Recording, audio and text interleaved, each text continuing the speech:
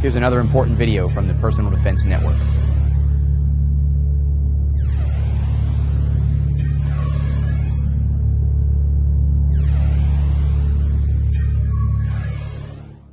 Many shooters also own AR-style rifles, and while there are many different manufacturers, they're usually the same with some minor differences.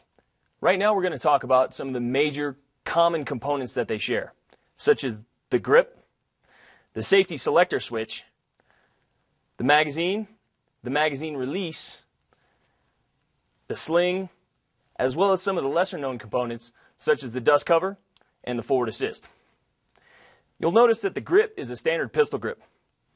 The safety selector switch can be mounted ambidextrously for both left and right-handed shooters. The magazines you can purchase in anywhere from 10 all the way up to 100 round magazines. The magazine release button, which is located on the right side of the firearm, which facilitates ease of changing magazines. You also have the sling, which is important in a dynamic critical incident because it allows you to maintain positive control of the rifle. Be it that you need to pick up your children and carry them outside of the house, render medical aid, or contact the authorities. Now we're going to talk about some of the smaller, lesser known parts, such as the dust cover and the forward assist. These were added by manufacturers because military groups worked in such harsh conditions such as the desert and the jungle. This facilitated reliable use of the firearm. Now we're going to talk about some of the functions, such as loading, chambering, firing, and unloading.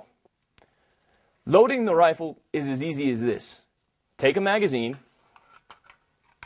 index your finger on the front of the magazine, which can be seen by looking at which direction the bullets are going.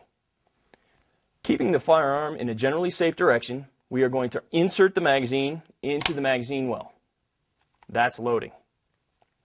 Chambering we do from two different positions, bolt forward and bolt back. Right now we're going to demonstrate bolt back. As you see on the side of the rifle, there is a bolt release button. Once the magazine is inserted, you are simply going to strike the bolt release button with the palm of your hand, like so. A round has been chambered. The other method is as if the bolt were forward. What you're going to have to do in this case is grasp the charging handle, pull it to the rear, and then allow the charging handle to go forward from here. Again, a round is now chambered. Now we're going to discuss firing procedures. It's very important that we maintain consistency with this, so we're going to put the buttstock of the rifle in the same place in the shoulder every time. As we bring the rifle up to fire, we are going to go from safe to fire, making sure that we're bringing the rifle up to our head, not our head down to the rifle, like so. From the other side, so you can see the safety manipulation, the rifle starts out in the low ready position, again with the buttstock in the shoulder. As we bring the rifle up, the rifle's going to go on fire. Back down on safe. There's only one time where you're not going to be able to go back on safe, and that's if you'll have a malfunction. We're going to go ahead and cover that a little bit later. Next, we're going to talk about unloading the rifle. That's accomplished simply by depressing the magazine release button here, allowing the magazine to fall. If it doesn't fall, you can go ahead and assist it with your other hand. From here, you're going to wrap your hand around the bottom, grab the bolt release, the bottom of the bolt release, and pull the charging handle to the rear. That'll eject any round that's left in the chamber. From here, we need to inspect the chamber to ensure that it's clear, which it is, and that's unloading. Previously, I said we were going to come back to malfunctions, so that's what we're going to cover now. There are two types of malfunctions that we're going to cover, simple and complex.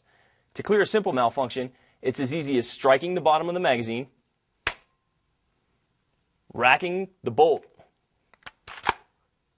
and then letting the bolt go forward. The simple jam is cleared. For the more complex jam, it's a little more involved. The first thing we're going to have to do is inspect the bolt to see that it's locked back, or that a round is not chambered. Once that happens, we need to lock the bolt to the rear, remove the source, and then cycle the bolt a few times to clear any jam that's in there.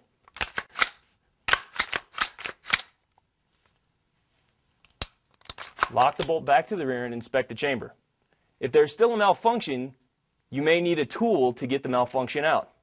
From here, you're going to reinsert the magazine or a new magazine, send the bolt forward, and you're ready to go. Check out more videos just like this one at the Personal Defense Network.